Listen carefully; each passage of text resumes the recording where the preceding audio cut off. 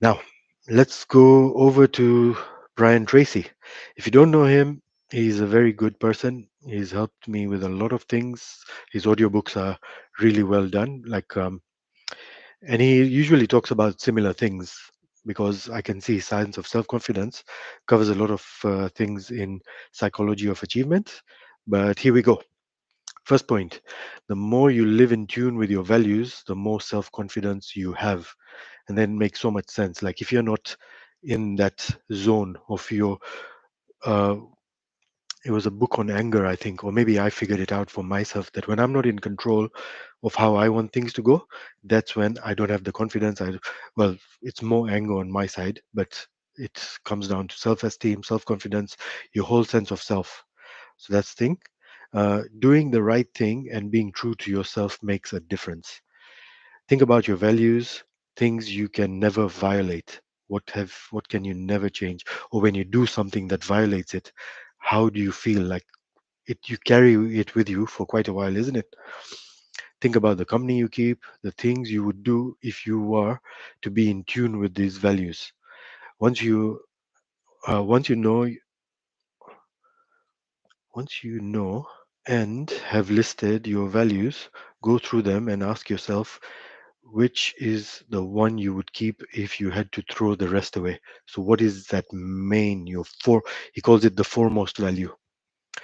And then he says follow these exercises until you know is second which one is second, third and fourth, etc. So next we come to is the mental laws. There is the law of attraction, correspondence, cause and effect, becoming, concentration, substitution, and emotion. So the law of attraction, like attracts like. Thought is creative. You are what you think, and you attract what you think. Law of correspondence, the outer world will be a reflection of what you are thinking. Um, uh, is it called the reticular activation system? You know, they tell you, oh, you bought a red car, so now all you see is red cars. I bought my my dream car, then I started seeing my dream car everywhere. I'm like, where did they all show up from? So stuff like that. Your correspondence is whatever wavelength you're on. That's what you're looking at and what you focus on. The law of cause and effect. What goes around comes around. What you sow, what you reap. Uh, trace the effect and repeat what you want. So once you found the effect of what you like, trace the cause of it. What did you do to get that effect? What environment? Who was around? Stuff like that. The law of becoming, you are what you eat. You are what you feed your mind. Are you constantly watching things to grow your mind? Are you constantly watching things that are putting you in a negative thing? I'm right now struggling trying to help someone or get someone to stop feeding their feed with the wrong kind of feed, if that makes sense. The law of concentration. The more you dwell upon it, the more it becomes part of your ongoing evolution. Um, Another person in my life, they've been dwelling upon everything that frustrates them all the time. It's like, I don't like this, I don't like. So they've focused more on what they don't like, and that is the law of concentration. More you're going to bring that stuff of what I don't like.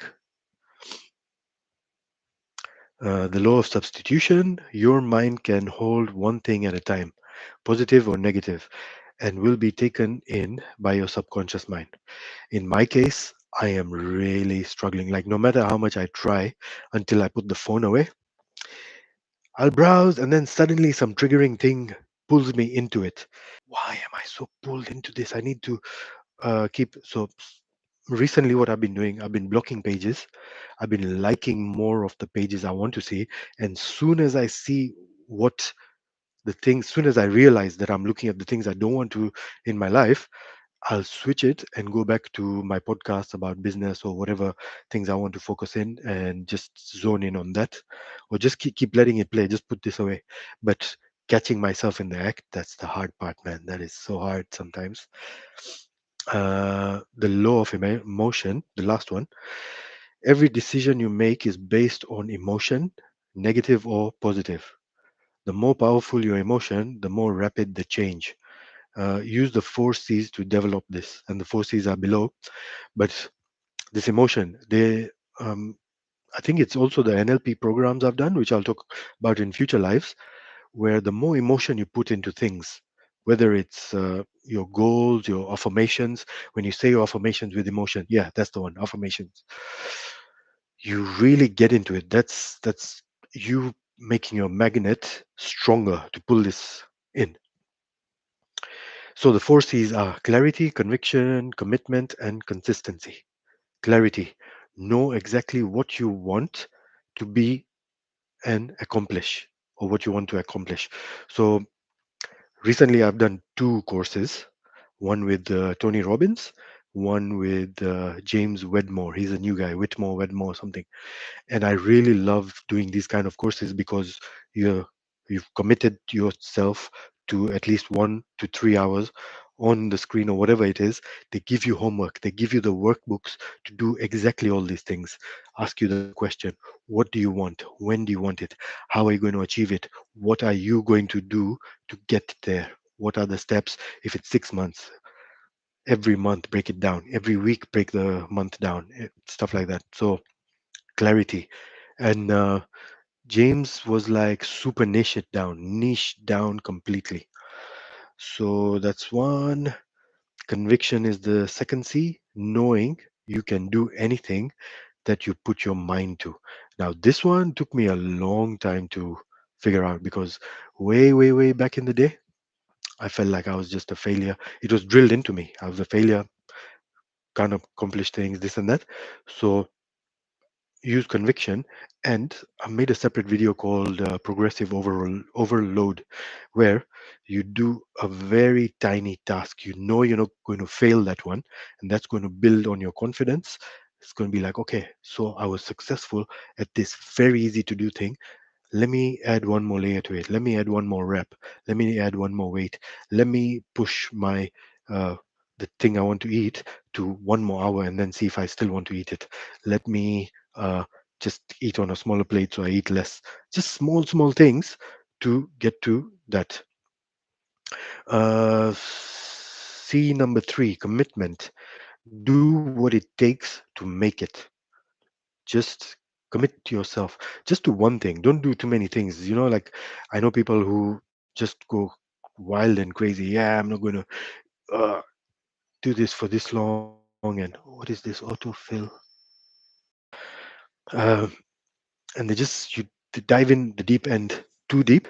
I do it myself in some things, and then I don't stick to it. So commit to it, but like I say, just take steps that are digestible for yourself, but commit, make sure you do what it takes.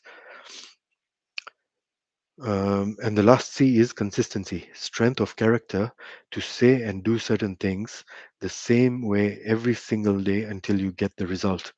um, Once again, I always go to gym references. When I go to the gym, I have my ritual. In my car, I'll wear gloves. I know that's my uniform. When I'm in a uniform, I know I'm set to do certain things at that time.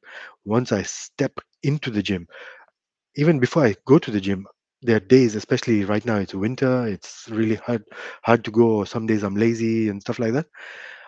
I'll talk myself into it in the corridor. I'll be like, I can do it. I do it every time. All I need to do is get there, sit on that yoga mat, and start doing my breathing and stretches. And after that, I'm ready to take it on.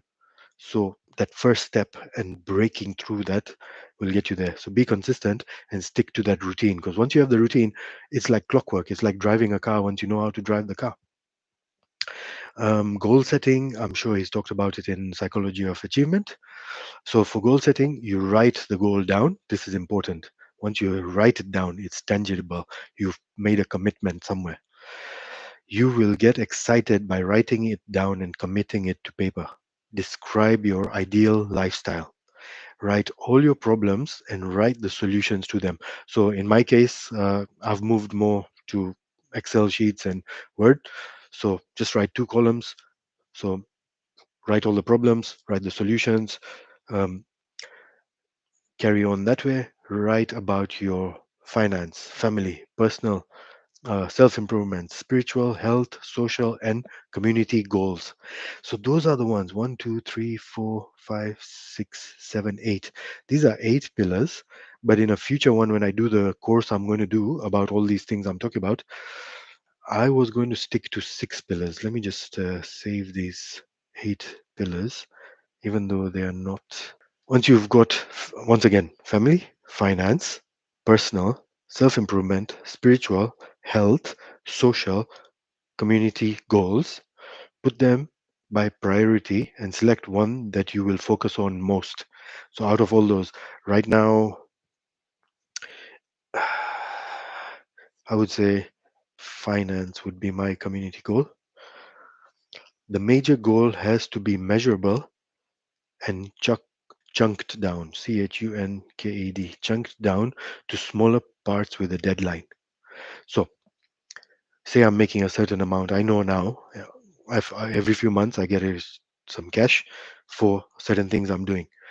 Because, say, it's every 3 months, I want to shorten that to every 2 months, then every 1 month. Or I want to increase the amount that every 3 months that figure increases in some way or another. So, once again, like in the gym, just chunk it down and then add more weights or reps. Sorry, I keep bringing up the gym. Um, Next point is create rewards. I keep saying rewards. I was asking my wife today, do I say rewards properly? Rewards. Create rewards for each goal achieved. I'm not very good at this. I Something in me just feels like I don't deserve it until I really achieve something significant. So I don't really celebrate. There's times like I'll get a promotion or something, and my wife's like, "Let's go celebrate." I'm like, for what? Why do I need cake for everything? But yeah, create rewards. It's one way to enforce that you did something good. You got a pat on your back. Now let's rinse and repeat and do better. And the final one is keep the goals confidential. Another problem I have. I keep talking to people. My wife tells me, a lot of people, and it's strange because there's two sides of thinking on this. Because there's some people who are like, your goal, you should tell other people. So when you fail, you like you wouldn't fail because you'll be embarrassed if you do. All these people hold you accountable. Da, da, da, da, da. So I can see that side of things. You can tell maybe some very close people or people you confide in, people who are on the same path as you, but otherwise keep it confidential, which I should get better at. Now, self esteem is the next section. It is your reputation with yourself. And there's a separate link called the six pillars of self esteem. And I think that one is by someone else, by Nathaniel Brandon. So there's a link there. I might get to it. I might just leave you the link there. Let me know if you want me to get to it, and I will. Otherwise, we'll just carry on. This is the flip side is self-efficacy. To fulfill this need, you need clear goals, challenging standards, regular feedback, total concentration, step-by-step success, a feeling of achieving newer and higher capabilities. Like I said, that progressive overload, once you've achieved that simplest, easiest thing, you take it up, take it up, take it up, take it up, and you'll build your self-esteem because you're like, I can do more, I can do so much more. And like I said, years ago, I felt like I couldn't do nothing. Now, I feel like I can take on the world. Well, I still have this voice in my head, but I know I've achieved so much that if I set my mind to it, I can do it.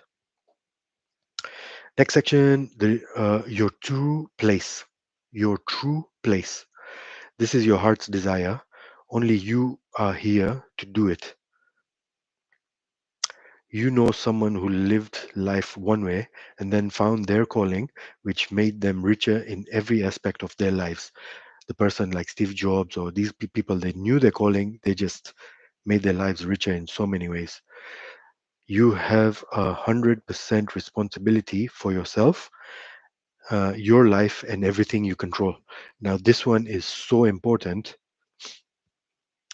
There are times when I'll get angry at something and then At the end of the day, I'll reflect on it. I'll be like, how can I take back full control of this anger? My main one is the guys driving behind me too close and stuff. So I'm like, can I change? There's a few filters I put. Can I change the situation? And I've already talked about it. It's called the serenity prayer. Give me the strength to change the things I can, accept the things I can't, and the wisdom to tell the difference. So you can use these filters. Can I change the thing? Is it in my control? If it's in my control, what can I do? Should I let it go? Is it worth this effort, or should I just let it go? Sometimes it's just so letting it go is the best option. So many times that's the best option. Um, Next section is called Six Methods of Analyzing Yourself. What natural talents and skills do you have? Divide activities into four quadrants: what is easy to do versus what is hard to do, what is easy to learn versus what is hard to learn. Example: hard to learn but easy to do could be driving. Look for easy to do and easy to learn. Okay, and move on. Number three: what activities, behaviors, and decisions have been the reason for the most of your success in life? These are your turning points and moments of truth. Now, I've forgotten about this one because the one I keep talking about is whenever something awesome, all the good things, good people came in your life, who was the common denominator, who was around? Usually it's the same person who's connected me to all the awesome things, helped me with going to the next level in my life, stuff like that. And same for the bad things. So in this case, he's talking about activities, behaviors, and decisions. Yeah. In my case, the biggest decision, behavior, or activity is just diving in and committing. Like, no matter what, I'm going to go for it and get it done. Number four, simply describe in detail the kind of money you'd like to earn and kind of work you'd like to do, the kind of people you'd like to work with, and the kind of customers or clients you want, actually, and the kind of lifestyle you also want. So, the kind of money, kind of work you'll do, kind of people you want to work with, your kind of customers, and your lifestyle. Number five, return on energy. Optimize the return on energy spent. What you should do, what you do should be the best investment of your time and time. Okay, let me say it properly. What you do should be the best investment of your time and talents. Is this the best thing you're doing? And this comes to a different matrix where you can delegate certain things which you could be doing, but someone else can also do it. Delegate, delete. If you don't need to do it, do you really need to? I think it's called the Eisenhower matrix or the urgent important matrix or something like this. And number six, do what you love to do. It sounds easy, but you have to work towards it. And I've been doing it with these YouTubes and stuff. So please do support me. Um, there is a quote here: choose the job you love, and you will never have to work a day in your life. I think it's kind of overdone these days, this quote, but I get the point. Thank you. The law of accumulation. Great success is an accumulation of hours, months, years of preparation, of hard work. You become very good at what you do. And this is the thing. Once you keep doing, greasing the groove, keep doing it, it'll be like second nature to you. Then you can move on to another bigger, better thing. So just start doing something, keep practicing. People in the circus, all these guys, always practicing. There was a nice story David D'Angelo said where a bartender, even though nobody was there, he would just close his eyes and pour shots and then measure and be like, okay, nice. And then chuck away the shot. She's like, why do you do it? He's like, I need to be on point. I need to be on point. That's what I do. It's my was paying my bills. And every time you invest in your skills and talents, you add to your success account. How important is that? I think I want to bold that one or italics it because I really like that. point. Next is the law of incremental improvement. It is self explanatory. Progressive overload. I've shared the link there. There you go. So just look at that link. Move upwards and continuous improvement, basically. Now, the next part is core skills. Find out what skills you need to be successful in your field. Ask what your limiting step is. Commit yourself to overcome those limiting steps. 3% of your income to yourself and improvement. So I should put there invest 3%. Invest 3% of your income into yourself and self improvement. Read 1 hour on your field. Now, I don't know when he's made this book, but I don't read much these days. A lot of podcasts, a lot of note taking, a lot of ebooks, stuff like that. Listen to audios to do the same. Oh, there we go. Now, okay, I keep saying now. I need to stop doing that. Law of belief. You see what you believe. And that's it, as simple. There is a Bible quote there. According to your faith, be it done unto you. Matthew 9:29. Don't know if that helps, but yep. So next point is you. There are three forms of suggestions. Make a list of your negative reactions to certain triggers and prepare to replace them with positive reactions. I'm going to add my anger tracker in here. Now, this link, it kind of gives you an Excel sheet that you can use to track your triggers, see how you can replace things. It's very useful. Okay. The next one is consciously choose to hold positive vibes. And this is what I'm talking about. Watching things, whatever you're feeding with your all your senses, try and catch yourself when you're doing negative ones and replace them with choose positive ones. And affirmation. Every situation is a positive situation if viewed as an opportunity for growth and self mastery. So you can keep telling yourself that. This is the law of substitution. You're substituting it. Yep. Auto suggestion. When you repeat suggestions and affirmations so often that it becomes a reflex. So the three P's of affirmation is present tense, positive, and personal. When you're writing your affirmation, make sure it's in the present tense. Make sure there's no negative words like I have stopped smoking. Stopped is a negative word. I have started to reduce smoking. I have started to breathe fresh air more, and make it personal. Make it as emotional and personal as you want or as you can. Next section is accept complete responsibility. I can't tell you how important this point is. No matter what, every time I lose control, lose any issue, everything, I remind myself, where have I lost control? Where have I lost my responsibility? How am I going to take it back? It is up to you to change what you are unhappy about. Exert your freedom to choose the thoughts you wish to hold. Next section, mental fitness techniques. So there are 5 techniques: positive self talk, writing affirmations, positive visualizations, feed your mind with books, feed your mind, be around positive people. And that's another one in also in Patanjali Yoga Sutras, where he's like, be friendly towards the good and nice people doing good things and try and ignore the people doing wrong things. So let's get into each one properly. Positive self-talk. Research shows high performing people talk to themselves differently. Become an inverse paranoid who is convinced that the whole world is conspiring to help them succeed.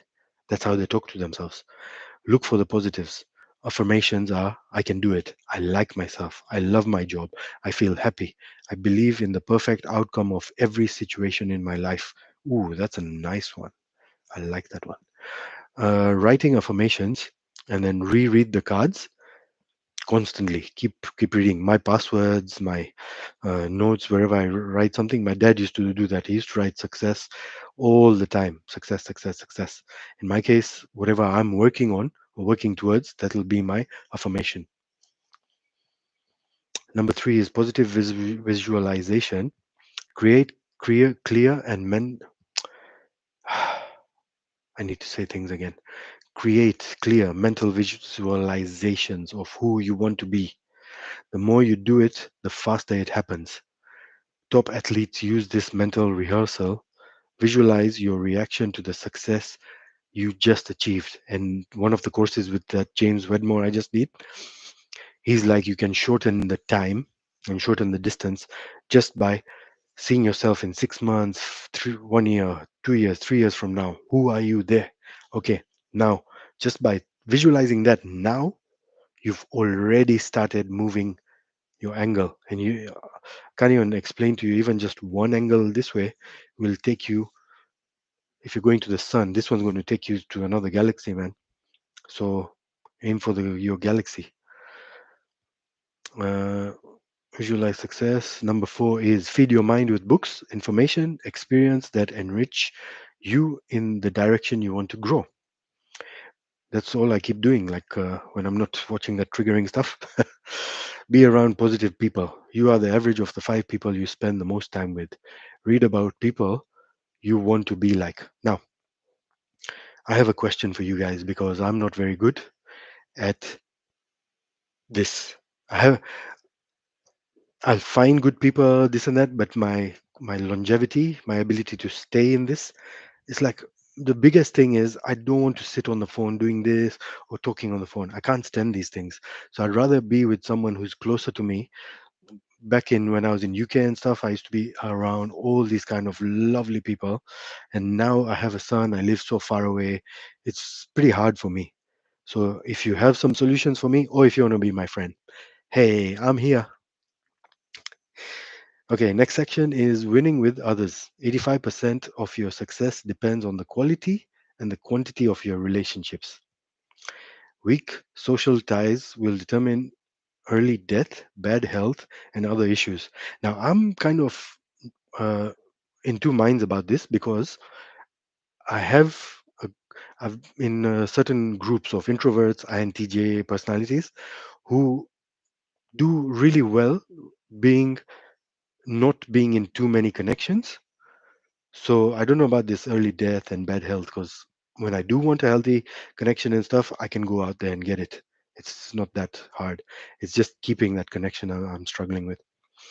Um, Winning with others, what was it? It is important to be happy and confident with your relationships. So fix your inner world to reflect on your outer world. And I've done a special one called Deep Inner Game. I'll put that for more info. See, it's such a beautiful series. That's why I started this whole live session.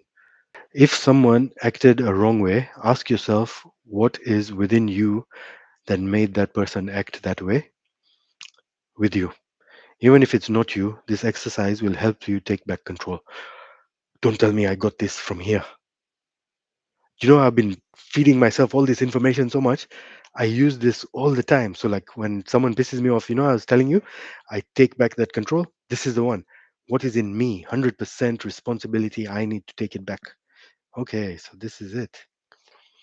The law of reciprocity. When you do something for someone, they will give you back the same way, same way, or you will receive the same from an unexpected source.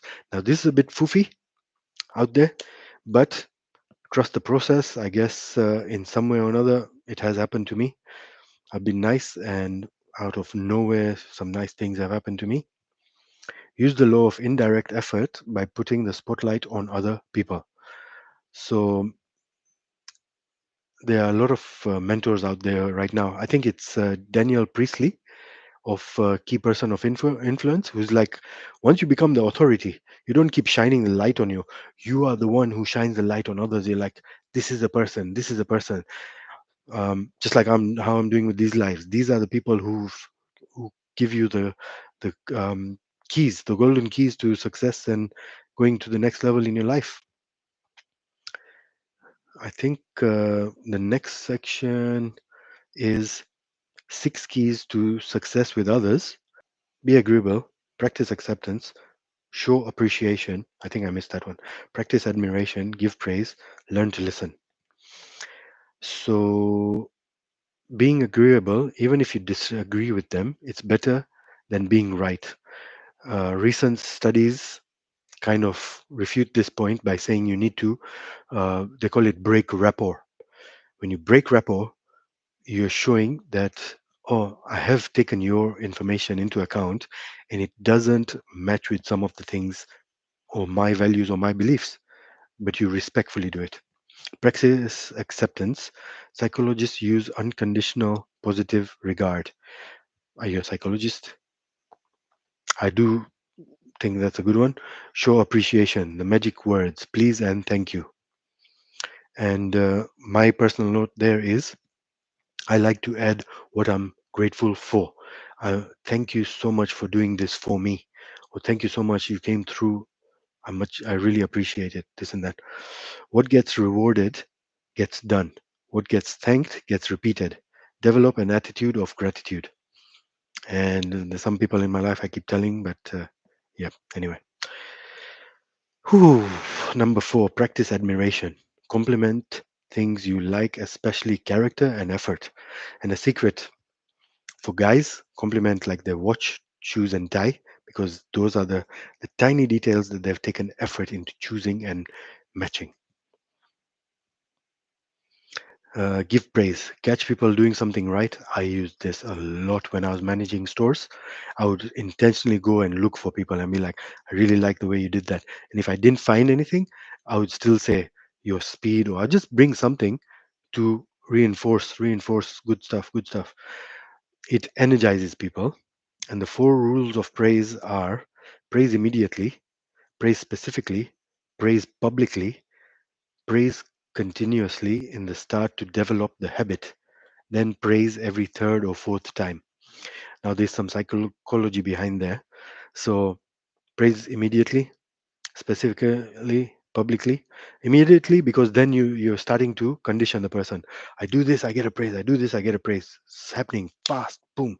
Publicly, who doesn't like getting that? I can't tell you how much I keep asking for this because it's my love language.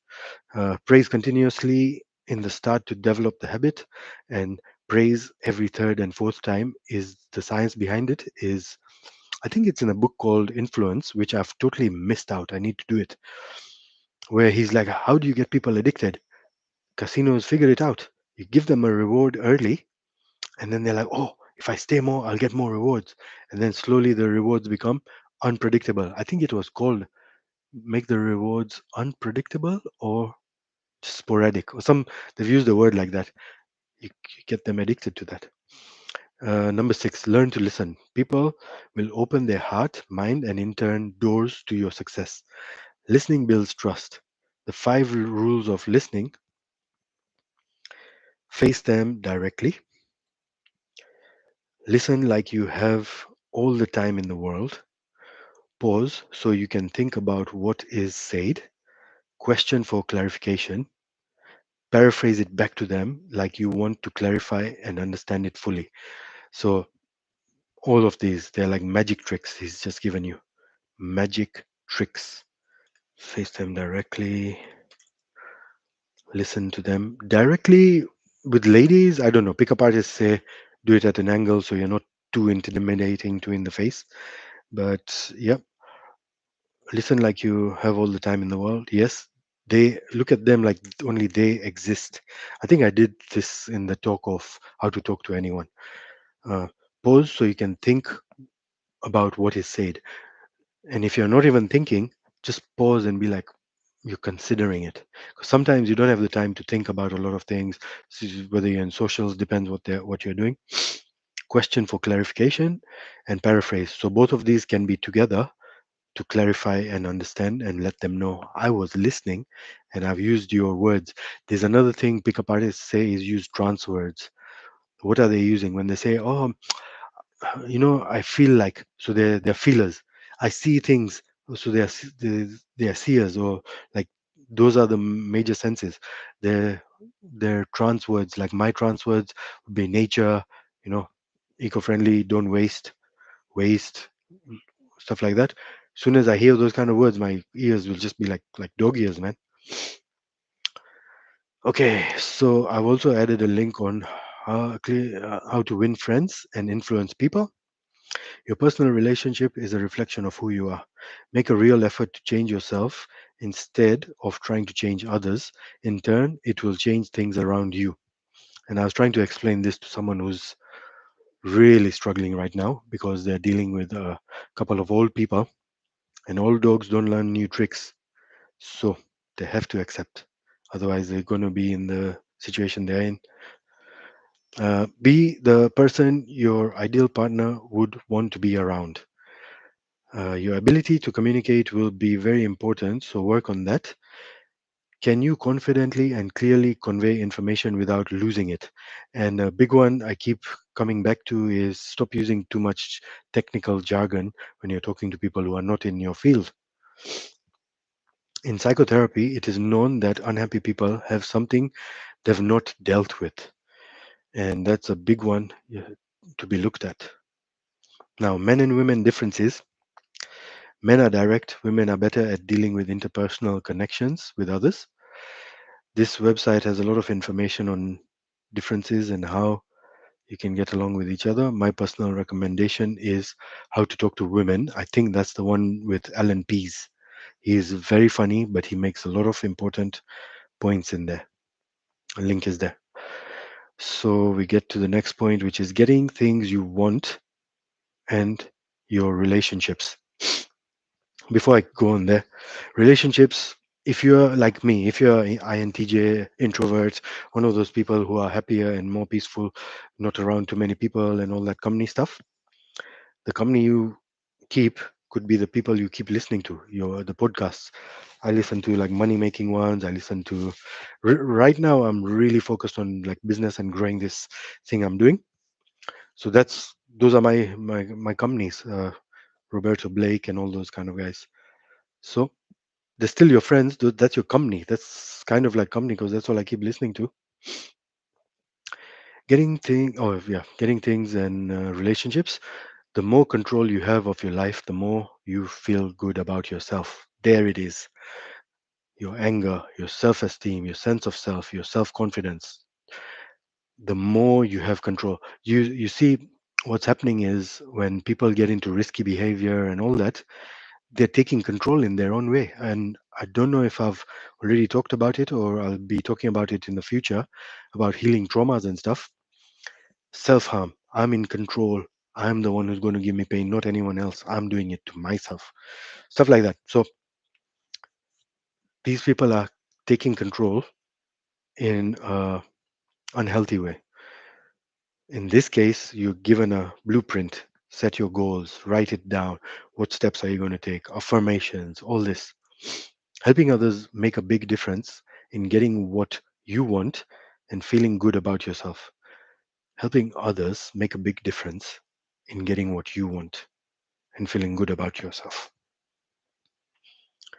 Yeah, James Wedmore talks about it, like he's helping people make courses, and he's like, you are helping them by creating this course. Who are you creating it for? You're helping them, right? But you're getting something because you need to make money, you need to do your thing. So you're fulfilling your dreams. We are always selling something or another to everyone, and everyone is tuned into WIIFM. What is in it for me? So you have to help them get what they want. Okay, so he explains it there. Be clear about what you want, visualize, then think on paper, then make a list of all the people who you can you get help you get there. Yeah. Who can I help to help me get there? Man, I need to think about this one. Let me add it to my tasks. That is such a good point.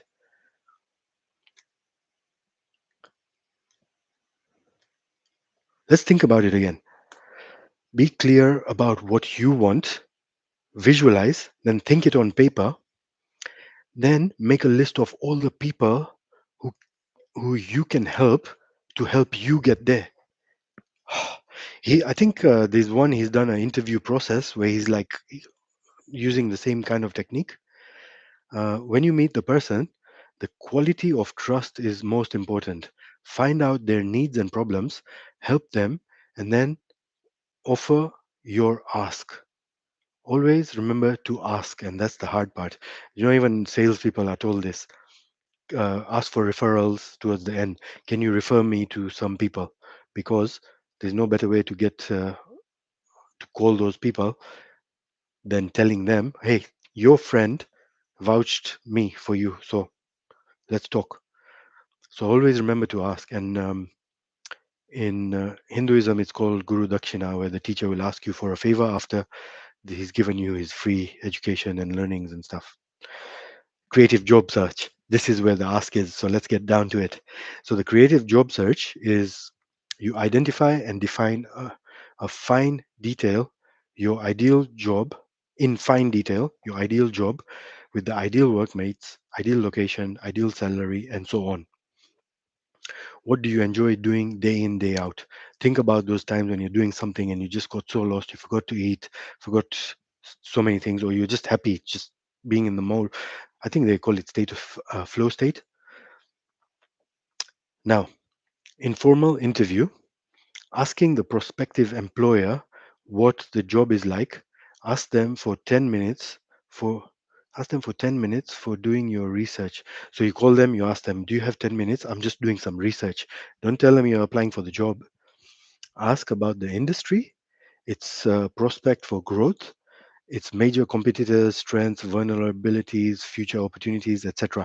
You're curious to know about this industry. In 10 minutes, could you just give me some information? And just say only 10 minutes and never say you are looking for a job. This way, this way, you assess each other. You're getting to know each other in a way that kind of takes out the tension of job, boss and employee kind of thing. And then you do your research on the industry. Then you can decide who, where, and when you want to work for. So when he says call your prospects, I think he's trying to say you've got a handful of prospects that you're going to call for 10 minutes and say, hey, that way you've already built some rapport. So when you call them back, things things are smoother. Ask for another appointment to share your findings on your research. So after you've done your industry research, and then say, share your knowledge and tell them you want to work for them doing so and so. Describe the job and explain why you feel the job is important to the company. Explain the contributions you will bring. So you're constantly showing why my job is important. Why this job is important is because it's going to help you with your profits. Um, what was that quote? Sales fix everything. So sales would be some kind of money would be one thing, or if you're like me, a graphic designer, a social media person, getting people getting eyes on you and attention and all that will bring in the sales. Back to sales, but yeah, you get my point. If they accept, negotiate your salary by not accepting the first offer. Tell them you'll get back to them after consideration. Say that you feel the salary should be 20% more and give them a specific number, then smile and remain perfectly silent. If the offer is still low, say you need time to think about it if you need to. And this is the thing: whoever speaks first loses. That's that whole. I think it's in the sales thing or one of them. Now there's four issues to be decided: one major and three small. The major issue is the salary. Second issue is increase in pay. What do you need to do, and when you can get it? Standard of performance. Where do you need to get to in what time frame? Third issue is benefits, holiday, sick pay, time off, learning, etc. And fourth issue is exact role. What are the expectations, roles, etc. Now, this one for increased pay, another trick is I personally like aiming for something, and I'll tell my line manager or the boss or whatever. Uh, in my current job, I was like, I don't like this name, assistant. What can I do to get rid of it? Can I move up faster? I want to move up. The plan was maybe 9 months, but it took me 1.5 years. But these are the steps we've talked about earlier in this blog. Just keep working towards it. I showed them I am willing to achieve, no matter what. I'm not even talking about money right now. Once you've proved yourself, then you can say, look, I've picked up so much. You've already said I've grown leaps and bounds, this and that. Uh, can you consider adding a little something for me? I think this would be a good amount, this and that. Oh, I've lost my page now. Okay. Next section is negotiations. So there's a few parts. First is preparation. First, get all the information you can. Second, think it through from beginning to end and prepare for it. Think of all the alternatives and rebuttals. And I would just copy that or tell ChatGPT or AI these days and just say, look, this is the situation. I want you to interview me like you are going to be the one and throw lots of hurdles my way so I know how to answer. Once I answer, I'm going to feed back the answer to you, tell me where I could do better, stuff like that. So right now we're in such a beautiful stage. Present your side as well as you can. Example, in the last few months, I've become capable of other jobs, not in my description, and have found out my value in the marketplace is much more. There we go. Be prepared to walk away. Timing. Use patience, but be ready to pounce. Yesterday, I was thinking about one where one of my friends quoted that if you're if you've got a job and you're not already looking for your other job, you're already behind, or something like this. No negotiation is ever final. Reopen negotiations so it's fair to both parties. Ask for opportunities. And my main values, I've told them all the time, is I want to have fun and I want to keep growing. I want to have fun, I want to keep growing, learning some way or another. Dealing with difficult people. Now, there's a couple of books. I think I've already linked one book there. And I've already talked about these two books in the lives and in my Spotify channel. You can pick whichever one you want to choose if you want. But when you're dealing with difficult people, high performers can interact and deal with a great variety of people. Studies show that people would rather be confronted in a straightforward way, example, bad breath, body odor. Confrontation is the most feared. This leads to repression and denial. We learned to avoid confrontation in childhood, continuously being told no, stop in a destructive way will diminish their confidence. Conditional love is a big part of this. You were given conditional love instead of unconditional love. It feeds the fear of rejection. A good question to ask yourself is how a person you look up to would handle the same situation. And I think in the same guy, Brian Tracy's um, Psychology of Achievement, he's like, imagine you're at your table, like the court, the knights, you're sitting with the people you've decided, dead or alive, to be there, Einstein, Gandhi, whoever, and you're asking them, how would you handle this? What would you do? This and that. Ask. And then you'll be like, okay, I pick Gandhi style because he's violence free, stuff like that. I hope you understand what I'm saying. Next thing is assertiveness. Use I statements, and this is a big part of even when you're having arguments and everything. Always use I. When you do you already call it starting a defense. That's an attack. So that's how it's going to defend. You say I would like, I feel, I'm not happy. I don't know why I put I feel twice over there. Get rid of one. Get comfortable with a period of awkwardness after you've asserted yourself. Just have that relaxed smile.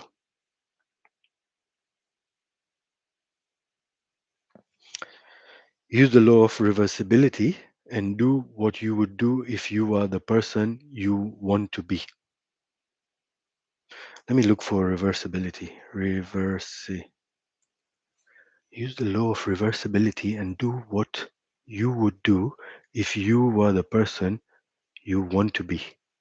So do you reverse the situation where you are the person you want to be? Sorry, I haven't got around my head on that one, or I don't know how to explain it.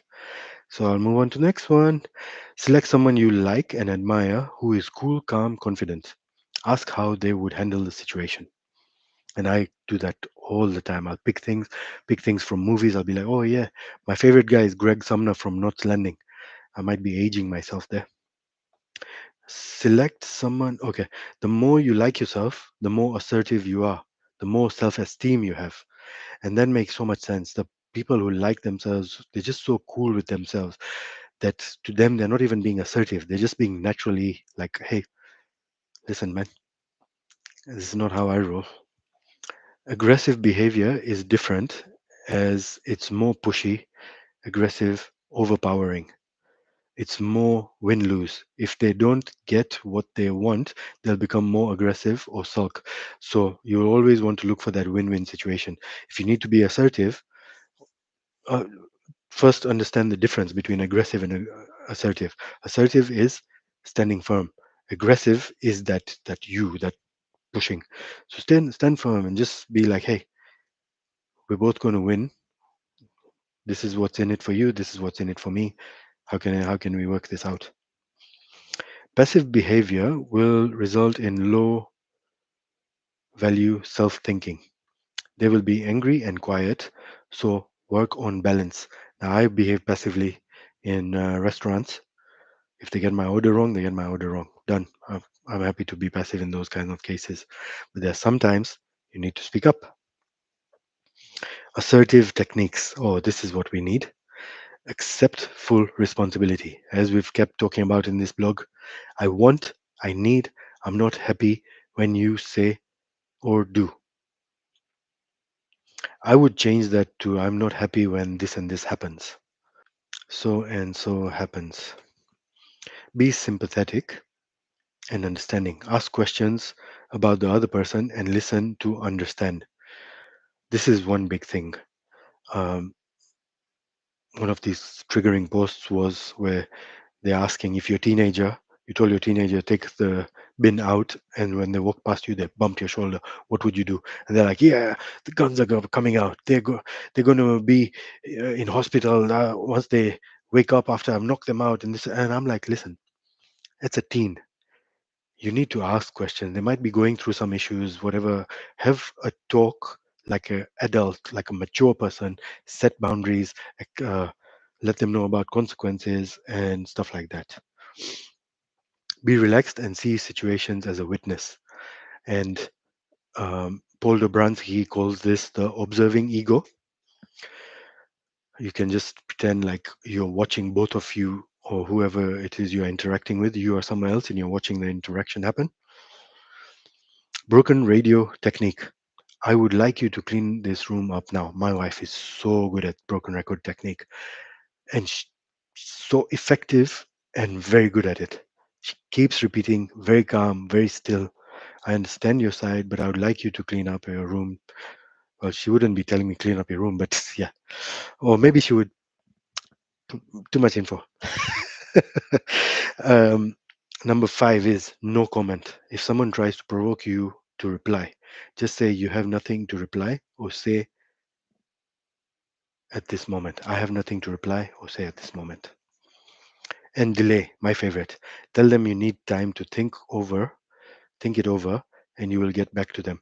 Osho also talks about this, that when you feel angry, when you feel like you want to react, tell the person, this seems like something I need to think about. Give me a couple of days and I promise to get back to you.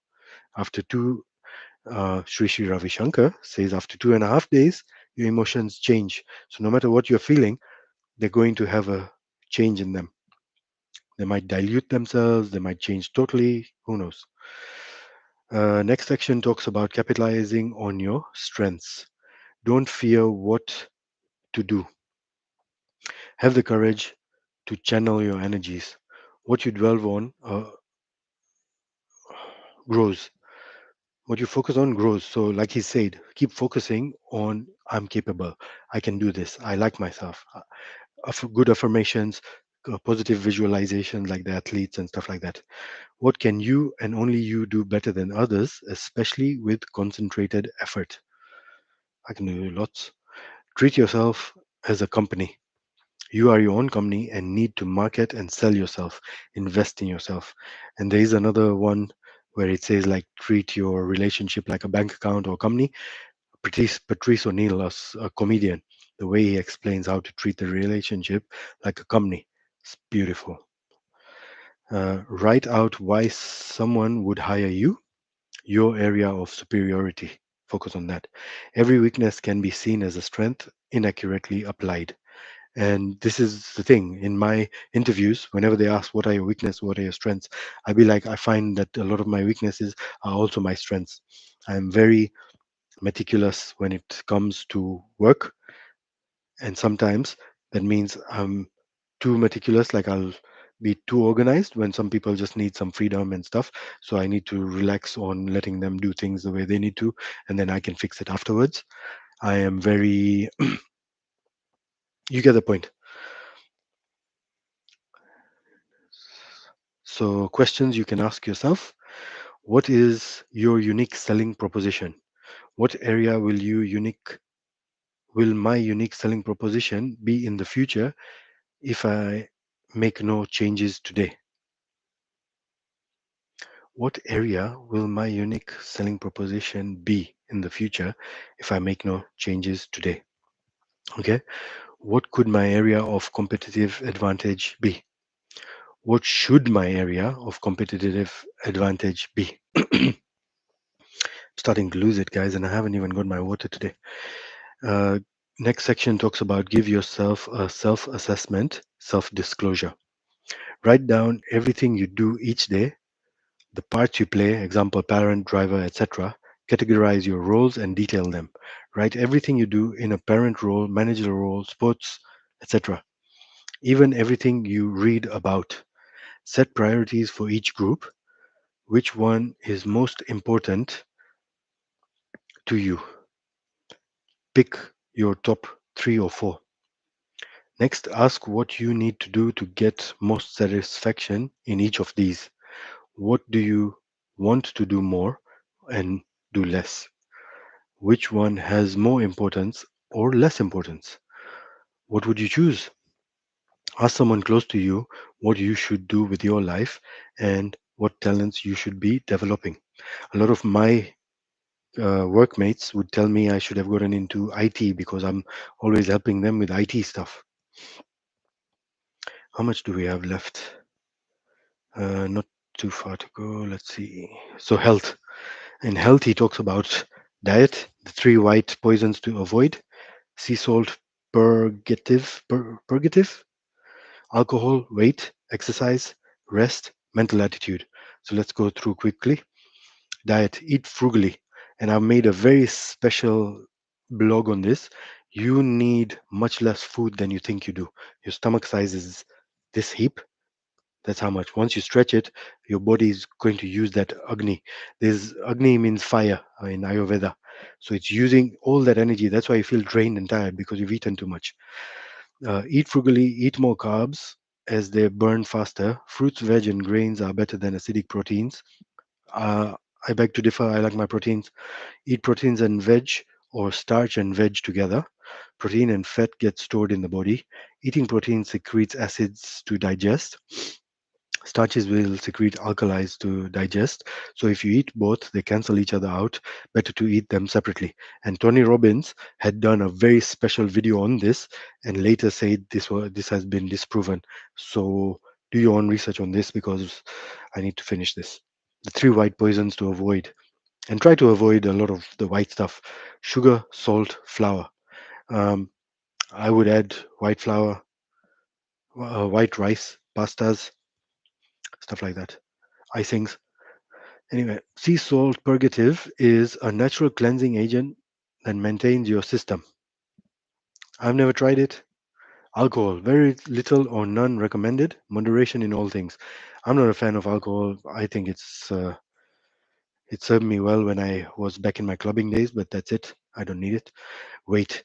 Increase your burn rate by decreasing your intake. Diets don't work. Eat, read more there. Simplest, most credible formula to weight loss and other. The formula is eat less, do more. Simple. Don't need to go see that link, but I will put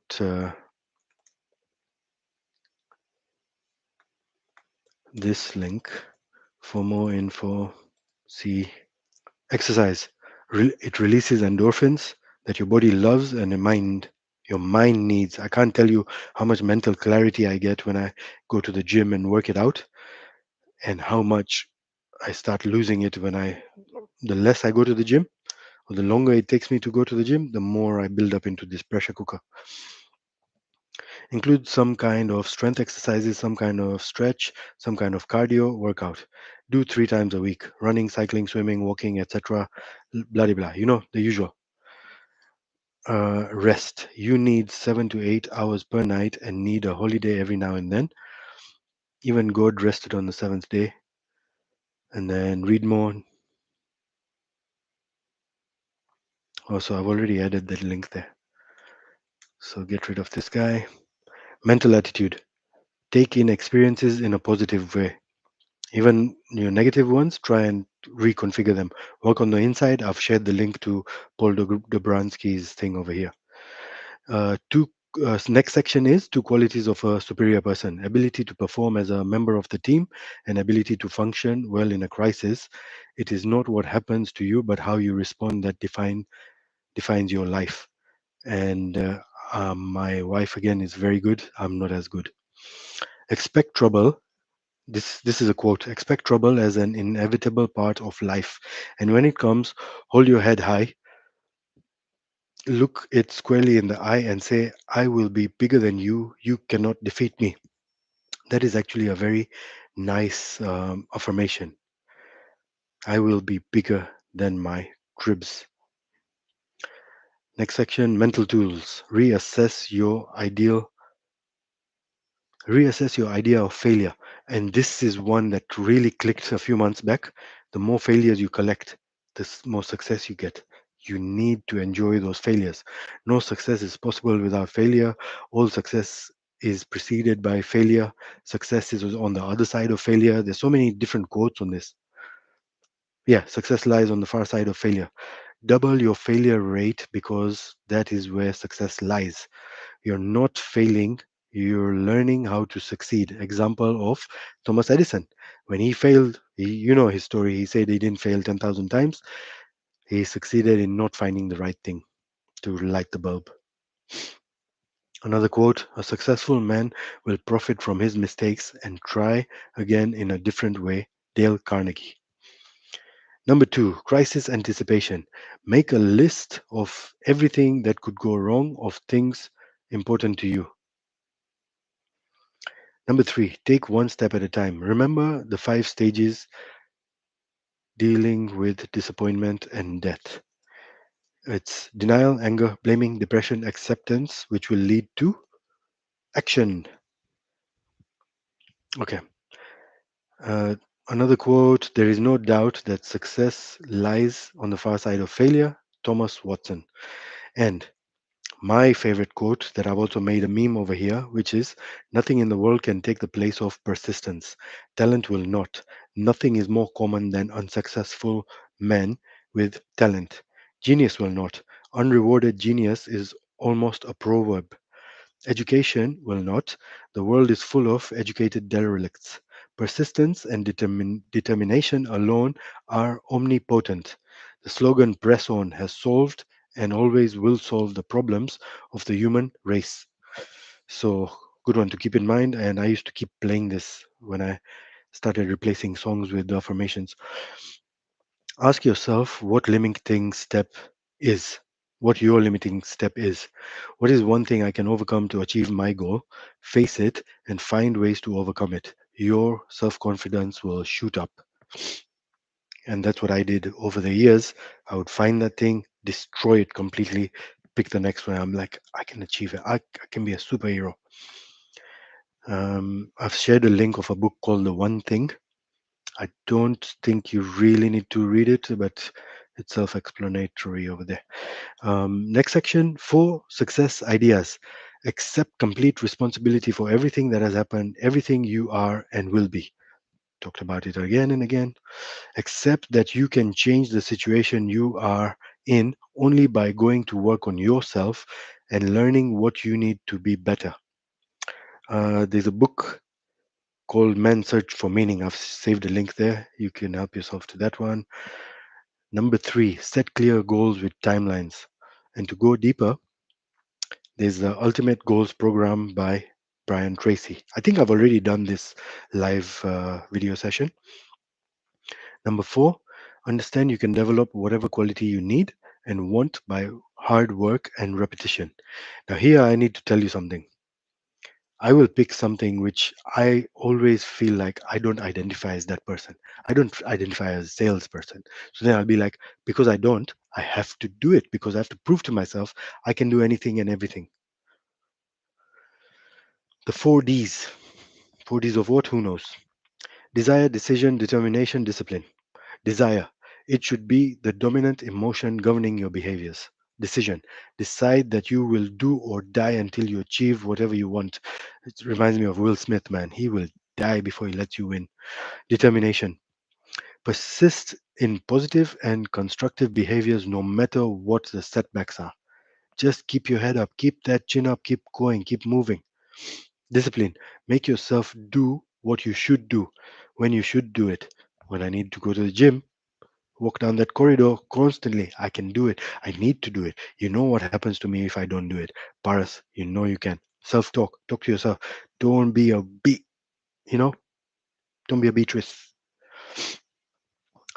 Next section is called Five Qualities of Successful People. Common sense, expertise, self reliant, intelligent, result oriented. Let's break it down.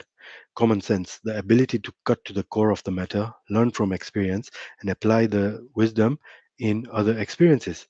Wisdom is experience plus reflection.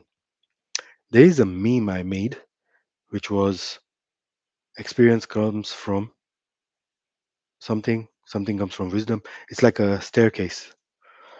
When something happens, relive it and ask what you did well and what you would do differently. And I love experiences because that's the way you grow. That's the way you add to your repertoire of learning and stories and so much. So that was common sense. Expertise, being the best and recognized for it.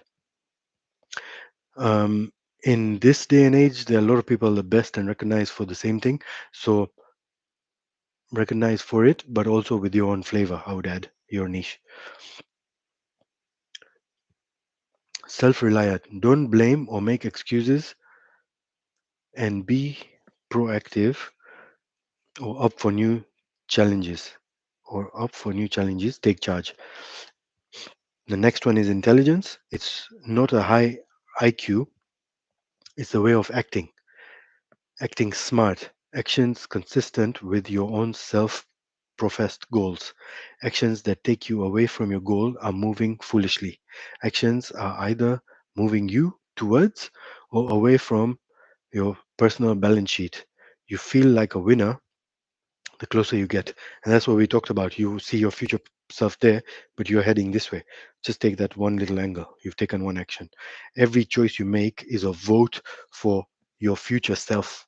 You want to be the chubby future self, you want to be the weak future self, you want to be the victim future self. Which one are you going for? Or you want to be that superhero?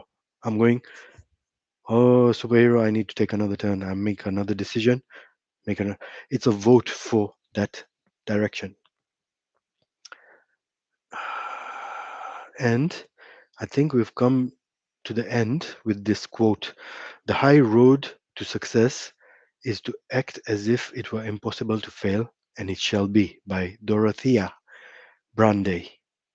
I'm sure it's Dorothy Brand, but that's how they spelled it. And table of contents just explains everything. The whole steps. It's like six CDs full of triumph and first key and second key. So, guys, we finished this live, but I want to tell you a few things. Like I've said, this YouTube is the live, and then once I get the information, I'm going to edit it into the Spotify podcast with the notes in them. And I have in the description below, you'll see I have a monthly mailing list. If you want to join that, please feel free to join. If you've stayed so far and you enjoyed my stuff, there's ways to contribute. There's a link to, I think it's like a buy me a coffee, or there's a heart button with a dollar sign, which is a super thanks. So you can contribute, no pressure there. I'm just saying what my mentors have told me to say. And so, thank you, and I shall catch you in the next one.